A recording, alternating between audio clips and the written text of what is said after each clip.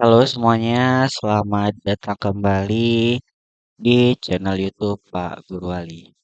Nah, Bapak Ibu, apa kabar semuanya? Pada hari ini saya akan memberikan informasi tentang rubrik penilaian ya, ataupun indikator yang akan dinilai nanti pada saat Bapak Ibu mengupload ataupun membuat perangkat pembelajaran yaitu modul ajar.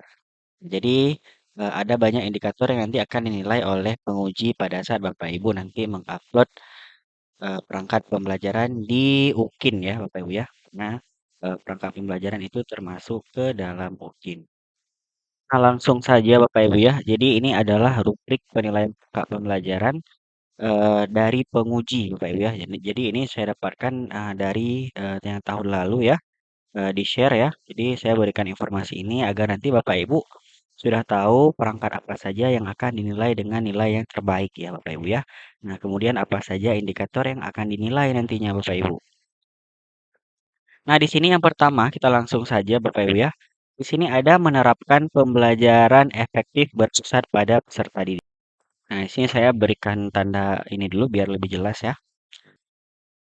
Nah, ini adalah tentang pembelajaran yang berpusat kepada peserta didik ya. Kemudian di sini membuat desain pembelajaran yang terstruktur dan berurutan untuk mencapai tujuan pembelajaran. Nah, di sini sudah ada ya, terstruktur untuk mencapai tujuan pembelajaran. Kemudian di sini yang disusun adalah berdasarkan KD ya, KD atau penggalan CP yang dipilih. Kemudian atau hasil diagnostik asesmen ya, serta diferensiasi peserta didik dari penggalan CP ya. Nah, ini untuk cara membuat modul ajar itu saya sudah sertakan di video sebelumnya ya Bapak Ibu ya. Itu Bapak Ibu bisa cek di kanan atas ini atau di channel YouTube Pak Guru Wali tentang cara membuat modul ajar dan juga dari mana bisa mendapatkan CP terbarunya. Nah, kemudian di sini ya ada kategori nilai 1, 2, 3, 4, 5, 6 sampai dengan 10 ya Bapak Ibu ya. Nah, di sini ada nilainya kurang sekali, kemudian kurang, ini kurang sekali Bapak Ibu ya. Kemudian kurang, kemudian di sini ada baik, kemudian di sini ada baik sekali ya Bapak Ibu ya. Nah, kemudian di sini kita fokuskan saja itu pada nilai yang baik sekali Bapak Ibu ya. Jadi yang di sini kita harus fokuskan. Nah, jadi kita lihat Bapak Ibu di sini ya. Jadi untuk yang indikator pertama tentang efektif berpusat pada peserta didik, itu kita lihat nilainya yang paling baik sekali ya Bapak Ibu ya. Jadi yang ini kita tidak perlu lihat lagi. Di sini indikator yang disusun berdasarkan KD atau penggalan CP sesuai dengan hasil diagnosis asesmen dan diferensiasi karakteristik pada serta didik serta adaptif dengan kebutuhan siswa. Dengan kebutuhan siswa dan berorientasi masa depan. Nah, jadi Bapak Ibu, untuk indikator ini Bapak Ibu harus menyertakannya itu di dalam pembelajaran Bapak Ibu. Jika tidak, nanti akan ada penilaian di sini Bapak Ibu ya. Itu baik kurang sekali, kurang maupun di sini baik. Kita lanjut ke dalam indikator selanjutnya. Nah, di sini untuk indikator yang kedua ya, yaitu di sini menerapkan pembelajaran yang efektif berpusat pada peserta didik ya Bapak Ibu ya. Nah, kemudian ini yang kedua ya Bapak Ibu ya. Ini ada turunannya Bapak Ibu. Ada turunannya. Kita lihat di sini Bapak Ibu, yaitu di sini membuat desain pembelajaran yang terstruktur dan berurutan untuk mencapai tujuan pembelajaran. Nah, jadi di sini lebih spesifik ya Bapak Ibu ya, yaitu membuat desain pembelajaran ya Bapak Ibu ya. Di sini kita lihat desain pembelajaran memuat alat, bahan, media, dan lingkungan yang aman dan nyaman bagi peserta didik. Nah, berarti kita lihat Bapak Ibu di sini yang nilainya baik sekali Bapak Ibu ya. Saya berikan tanda terlebih dahulu biar nanti Bapak Ibu lebih mudah ya. Yang baik sekali di sini kita lihat nilainya baik sekali ya. Di sini desain pembelajaran memuat alat, bahan, media dan lingkungan yang aman bagi peserta didik. Jadi Bapak Ibu harus menyiapkan ya semua alat, bahan, media. Kemudian kelasnya di sini yang aman Bapak Ibu ya. Dalam artiannya itu tidak membahayakan pada saat Bapak Ibu melakukan proses pembelajaran dengan peserta didik. Nah, jadi silahkan ya jika Bapak Ibu ingin dicatat silahkan dicatat Bapak Ibu ya. Kemudian kita lanjut ke indikator selanjutnya ya, yaitu di sini Sama juga menerapkan pembelajaran efektif pada berpusat kepada peserta didik. Kemudian kita lihat lagi di sini Bapak Ibu ya. Membuat desain pembelajaran ya. Nah, di sini kita langsung saja ke sub materinya, yaitu aspek karakter RPP atau profil pelajar Pancasila modul ajar dikembangkan sesuai dengan karakteristik materi. Nah, di sini kita lihat yang poin baik sekali Bapak Ibu ya. Di sini aspeknya yaitu aspek karakter ya atau profil pelajar Pancasila dicantumkan sebagai yang sesuai ya. Nah, di sini poinnya yang sesuai dengan karakteristik materi dan terlihat dikembangkan dalam langkah-langkah pembelajaran. Nah, terlihat nih Bapak Ibu ya, poinnya itu terlihat dan dikembangkan dalam langkah-langkah pembelajaran. Nah, jadi di sini untuk profil pelajar Pancasilanya ataupun aspek karakternya itu terlihat apa tidak ya di langkah-langkah pembelajarannya. Nah, itu sudah ada contohnya di video modul ajar. Kemudian kita lihat lagi di poin selanjutnya Bapak Ibu ya. Nah, di sini kita lihat Bapak Ibu, tujuan pembelajaran ranah pengetahuan disusun menggunakan kata kerja operasional. Nah, di sini kata kerja operasional. Nanti Bapak Ibu silahkan cari tahu apa itu kata kerja operasional ya. Kemudian kita lihat di sini ya, baik sekali Bapak Ibu ya. Dinilai baik sekali ya. Nah, di sini tujuan pembelajaran ranah pengetahuan menggunakan kata kerja operasional ya di sini ya. Di sini ada level C4, C5, kemudian C6 ya atau HOTS ya yang sesuai dengan karakteristik peserta didik. Nah, kemudian kita lihat yang selanjutnya Bapak Ibu. Di sini yang selanjutnya itu ada tujuan pembelajaran, ranah keterampilan disusun sesuai dengan karakteristik pemecahan masalah dan proyek. Nah, ini lebih berbeda lagi ya, yaitu tentang pemecahan masalah dan proyek, Bapak Ibu. Nah, di sini kita lihat poin baik sekali ya, yaitu tujuan pembelajaran, ranah keterampilan disusun sesuai dengan karakteristik pemecahan masalah dan proyek secara terstruktur ya. Nah, jadi pemecahan masalahnya itu secara terstruktur dan berurutan. Kemudian kita lihat lagi untuk poin yang selanjutnya, Bapak Ibu. Di sini ada 1.6a ya, Bapak Ibu ya. Yaitu di sini tujuan pembelajaran sesuai dengan konten materi RPP atau penggalan CP. Nah, tujuan pembelajaran ini ada ya di buku yang sudah saya berikan tutorial di video sebelumnya. Nah, kita lihat nilai yang baik sekali Bapak Ibu ya. Nah, kemudian di sini kita lihat tujuan pembelajaran sesuai dengan konten materi dan mempertimbangkan karakteristik materi ya. Ini untuk nilai yang baik sekali. Nah, kemudian kita lihat di poin berikutnya Bapak Ibu ya. Di sini ada tingkat kesulitan ya atau K13 atau alur tujuan pembelajaran atau ATP ya. Kita lihat nilai baik sekalinya di sini, yaitu tingkat kesulitan ya untuk K13 atau alur tujuan pembelajaran untuk modul ajar ya, relevan dengan organisasi konten materi ya, dari mudah ke kompleks. Nah, ini ada eh, dalam kurung dari mudah ke kompleks dan mempertimbangkan aspek operasional konkret peserta didik. Nah, jadi itu harus dimulai dari yang mudah ke yang sulit ya ataupun kompleks. Kemudian kita lihat lagi ya di bawah di sini. Ini udah lanjut ke 1B Bapak Ibu ya.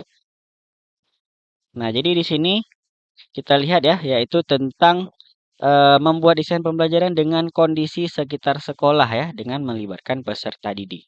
Nah, di sini yaitu desain pembelajaran sesuai dengan kurikulum yang berlaku ya. Nah, jadi di sekolah Bapak Ibu itu masih menggunakan kurikulum 2013 atau menggunakan kurikulum Merdeka ya ataupun deep learning. Nah, itu nanti Bapak Ibu silahkan disesuaikan saja Bapak Ibu ya. Ya penting ya di sini untuk nilai baik sekalinya desain pembelajarannya itu sesuai dengan kurikulumnya Bapak Ibu ya. Jadi jangan kurikulumnya itu kurikulum Merdeka tapi desain pembelajarannya itu masih pembelajaran yang ke-13. Kemudian kita lanjut lagi Bapak Ibu ya.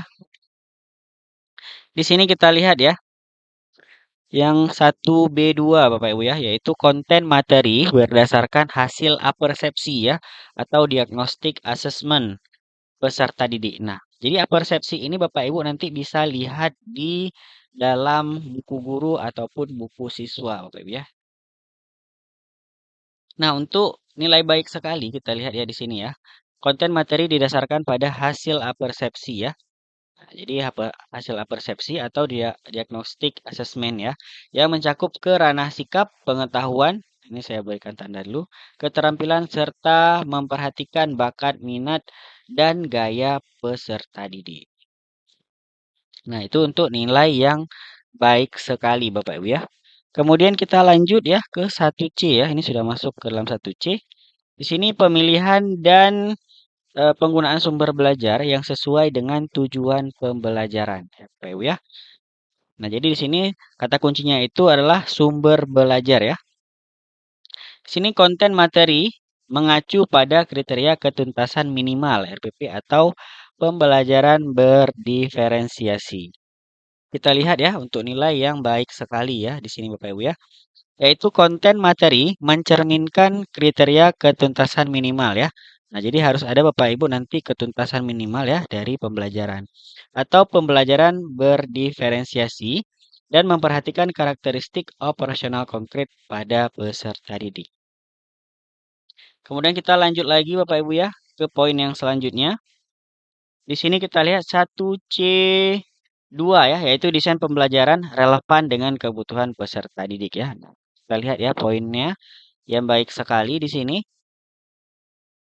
yaitu desain pembelajaran sesuai karakteristik operasional konkret peserta didik dan sesuai ya karakteristik peserta didik kelas rendah atau tinggi atau fase A, B atau C ya. Nah, itu harus sesuai Bapak Ibu. Kemudian di sini ada 1C3 Bapak Ibu ya, yaitu konsep dan struktur konten materi sesuai bidang keilmuan. Nah, untuk nilai baik sekali di sini kita lihat ya, konsep dan struktur konten materi sesuai dengan bidang ilmu dan mempertimbangkan karakteristik materi ya. Jadi harus struktur kontennya itu harus sesuai dengan ilmunya ya. Misal materi A harus ke materi A ya, jangan ke materi B atau C. Nah, kemudian kita lanjut lagi ya ke 1C4 Bapak Ibu. 1C4 ya. Nah, di sini kita lihat ya, konsep dan alur konten materi sesuai bidang keilmuan. Nah, ini sama juga seperti yang di atas untuk nilai baik sekali. Itu juga sama ya konsepnya. Kemudian kita lanjut ke 1D1 ya Bapak Ibu ya. Nah, ini sudah berpindah lagi. Yaitu di sini mencakup strategi dan komunikasi untuk menumbuhkan minat dan nalar kritis peserta didik ya. Nah, ini bagaimana strategi Bapak Ibu dalam pembelajaran dan juga cara komunikasinya ya. Itu di sini struktur materi ajar diorganisasikan secara urut sesuai dengan KD atau penggalan CP, tujuan dan indikator. Nah, untuk nilainya di sini baik sekali ya kita lihat ya, yaitu urutan organisasi struktur materi ajar sesuai dengan KD atau penggalan CP, tujuan dan indikator serta sesuai dengan karakteristik materi. Nah, kemudian kita lihat lagi Bapak Ibu ya di 1D2 Bapak Ibu. Yaitu di sini ya kita lihat untuk nilai baik sekalinya ya, yaitu di sini urutan organisasi, alur materi ya. Nah, ini juga sama ya seperti yang di atas. Sesuai dengan KD Bapak Ibu ya, sesuai dengan KD ataupun CP ya, tujuan dan indikator serta sesuai karakteristik peserta didik rendah atau tinggi atau fase A sampai dengan fase C. Nah, kita lihat lagi untuk yang 1D3 Bapak Ibu ya. Nah, ini sudah ada. Nah, ini sudah masuk ke ranah sikap, pengetahuan, dan keterampilan ya Bapak Ibu ya. Untuk nilai baik sekalinya itu materi ajar hanya mencakup semua ranah ya. Nah, jadi semua ranah Bapak Ibu ya, yaitu sikap, pengetahuan, dan keterampilan. Nah, kemudian di sini ada 1D4 Bapak Ibu, yaitu relevan dengan kehidupan nyata, berbasis lingkungan sekitar, dan melibatkan peserta didik. Nah, kita lihat nilai yang baik sekalinya di sini. Materi ajar relevan dengan kehidupan nyata berbasis lingkungan ya, dengan melibatkan peserta didik dan berorientasi operasional konkret. Kemudian kita lihat lagi ke poin selanjutnya ya. Ini sudah 1E Bapak Ibu. Nah, jadi di sini Bapak Ibu menggunakan teknologi dan komunikasi TIK ya secara adaptif dalam pembelajaran. Nah, untuk poin 1E1 di sini media pembelajaran berbasis teknologi informasi Bapak Ibu ya. Nah, jadi yang bertanya ya, apakah harus menggunakan proyektor atau laptop atau segala macam ya? Nah, itu sangat penting Bapak Ibu ya. Karena kenapa? Di sini dinilai baik sekali, yaitu media pembelajaran berbasis teknologi informasi yang adaptif ya, serta melalui platform digital yang bervariasi. Nah, maksudnya bervariasi, Bapak Ibu bisa menggunakan Quizizz, bisa menggunakan YouTube, dan lain sebagainya. Nah, kita lihat di sini yang nilai kurang sekali Bapak Ibu ya. Kurang sekali ini itu tidak menggunakan teknologi informasi ataupun TIK Bapak Ibu. Nah, jadi itu nilainya 1 ya. Jadi sangat jauh sekali Bapak Ibu. 1, 2 sampai ke 9 ataupun 10. Nah, itu hampir 8 nilai yang harus Bapak Ibu seharusnya bisa dapatkan ya. Jadi Bapak Ibu harus belajar untuk bisa mengajar itu menggunakan TIK Bapak Ibu. Nah, kemudian di sini 1E2 Bapak Ibu ya. 1E2 di sini sumber belajar berdasarkan karakteristik peserta didik. Nah, ini masih ke dalam TIK. Kita lihat lagi di sini. Sumber belajarnya harus sesuai Bapak Ibu ya dengan karakteristik peserta didik ya. Nah, misal contohnya seperti apa Bapak Ibu? Misal anak yang audio visual itu jangan kita kasih yang kinestetik ya ataupun yang bergerak-bergerak. Nah, itu berbeda. Jadi nanti silahkan disesuaikan ya untuk sumber belajar dengan karakteristik peserta didiknya. Nah, kemudian di sini yang nomor 2, yaitu di sini melakukan asesmen umpan balik dan pelaporan yang berpusat kepada peserta didik. Nah, jadi nanti yang akan nilai itu asesmen, kemudian umpan balik dan pelaporan ya, yang berpusat kepada peserta didik. Nah, kemudian yang pertama di sini Bapak Ibu asesmen ya, yaitu merancang asesmen yang berpusat pada peserta didik. Nah, ini masih awal Bapak Ibu ya, itu masih di asesmen ya. Nanti akan ada asesmen awal dan juga asesmen akhir Bapak Ibu ya, ada 2 nanti. Kemudian di sini ada 2A1 ya, yaitu instrumen evaluasi mencakup ranah sikap, pengetahuan, dan keterampilan. Nah, ini untuk nilai baik sekalinya, instrumen asesmen mencakup 3 ranah sikap ya. Sikap, pengetahuan, dan di sini kita lihat keterampilan serta berpusat pada siswa.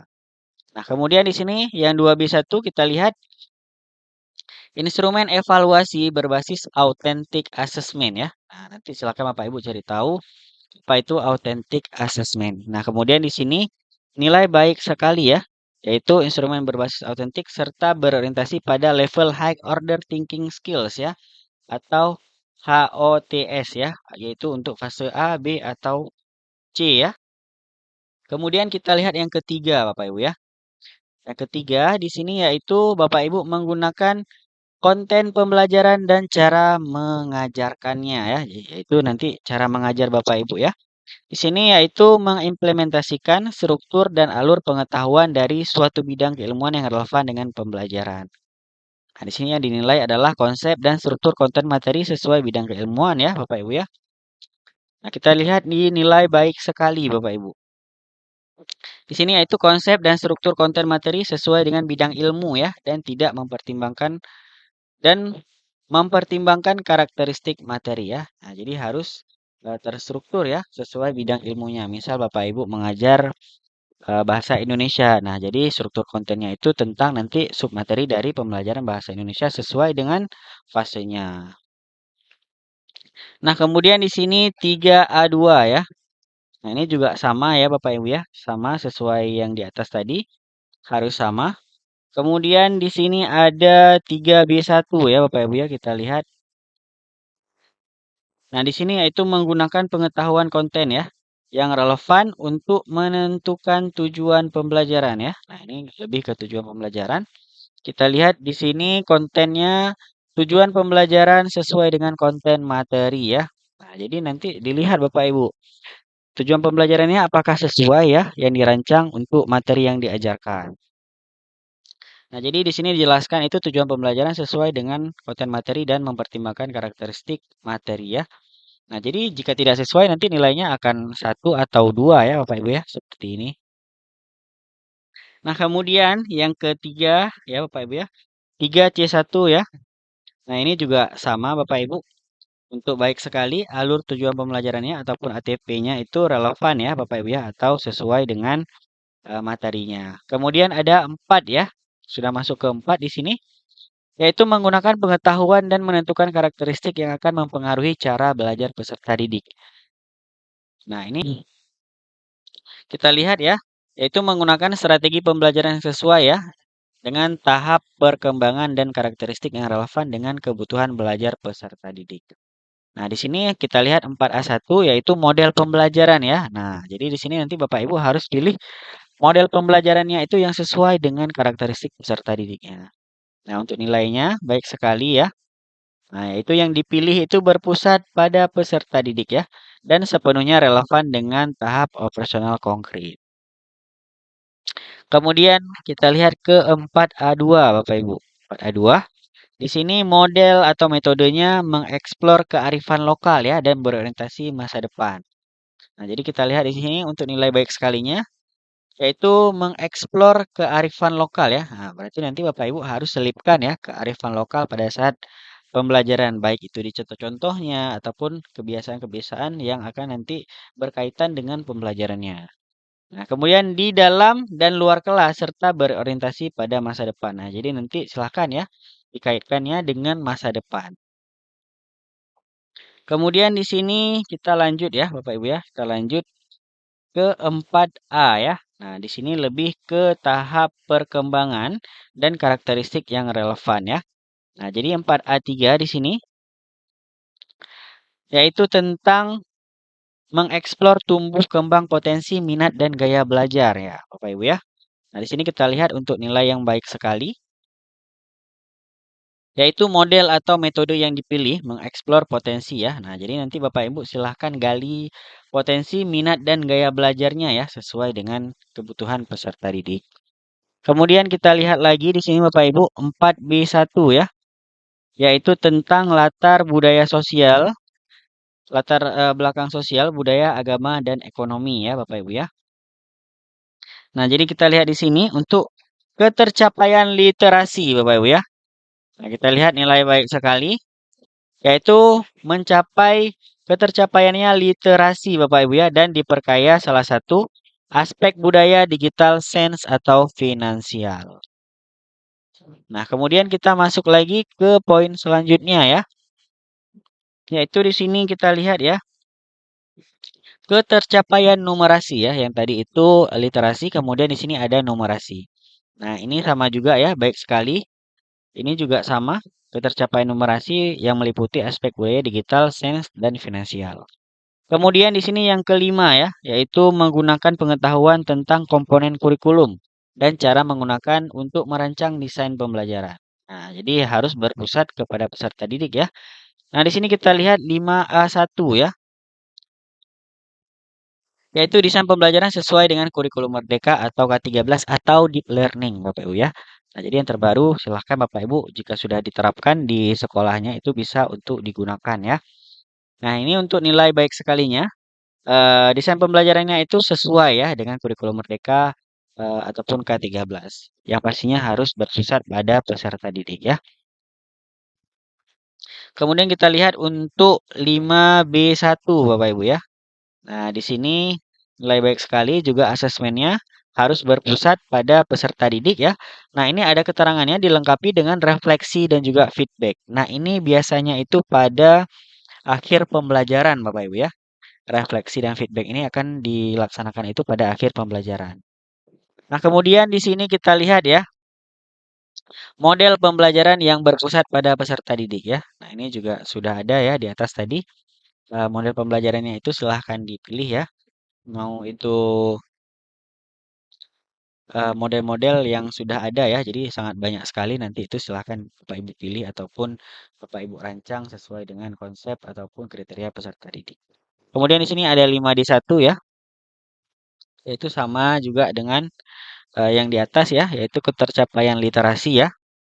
Nah, ini juga sama seperti yang nilai di atas itu diperkaya ya dengan aspek budaya digital, sains atau finansial.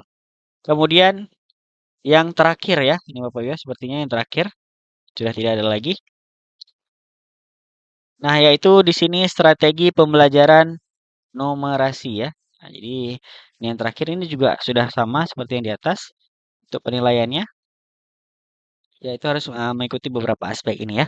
Nah, ini semuanya Bapak Ibu akan dinilai ya sesuai dengan komponen yang ada di dalam modul ajar Bapak Ibu. Nah, ini sangat banyak ya. Jadi pastikan Bapak Ibu jika tidak mencakup semua, minimal itu harus banyak yang mencakup Bapak Ibu ya. Jadi biar nanti perangkat pembelajaran Bapak Ibu akan banyak nilainya yang akan digabungkan dengan nilai di video nantinya Bapak Ibu ya. Nah, cukup sekian ya Bapak Ibu ya. Nanti jika perlu ya Bapak Ibu nanti silahkan hubungi admin Telegram ya untuk meminta ini Bapak Ibu ya. Untuk meminta rubrik penilaian ini untuk Bapak Ibu bisa pelajari. Nah, bagi Bapak Ibu yang ingin membuat modul ajar, itu Bapak Ibu bisa langsung ke channel YouTube Pak Guru Wali ya untuk membuat modul ajar ya. Di sini sudah ada cara membuat modul ajar UKIN, PPG dan juga template dari Microsoft Word-nya. Nah, kemudian bagi Bapak Ibu yang ingin traktir kopi Pak Guru Wali, silahkan ya dengan cara Bapak Ibu klik link yang ada di deskripsi yaitu link Saweria ya, itu traktir kopi Pak Guru Wali. Bapak Ibu silahkan klik. Kemudian Bapak Ibu bisa untuk pilih nominalnya ya. Misal Bapak Ibu ingin memilih nominal yang tidak ada di sini bisa ya. Misal mengetiknya 15.000 di sini ya. Jadi Bapak Ibu silahkan ketik 15.000. Kemudian Bapak Ibu silahkan kirimkan pesan untuk penyemangat Pak Guru Wali ya. Untuk bisa memberikan informasi terbaru kepada Bapak Ibu semuanya. Terima kasih kepada Bapak Ibu yang telah menonton video ini ya. Jangan lupa untuk like video ini dan juga jangan lupa share video ini jika Bapak Ibu merasa video ini bermanfaat dan juga jangan lupa untuk klik tombol subscribe agar membantu channel YouTube Pak Guru Wali terus berkembang serta Bapak Ibu akan mendapatkan informasi terbaru dari channel YouTube Pak Guru Wali. Sampai jumpa di video selanjutnya.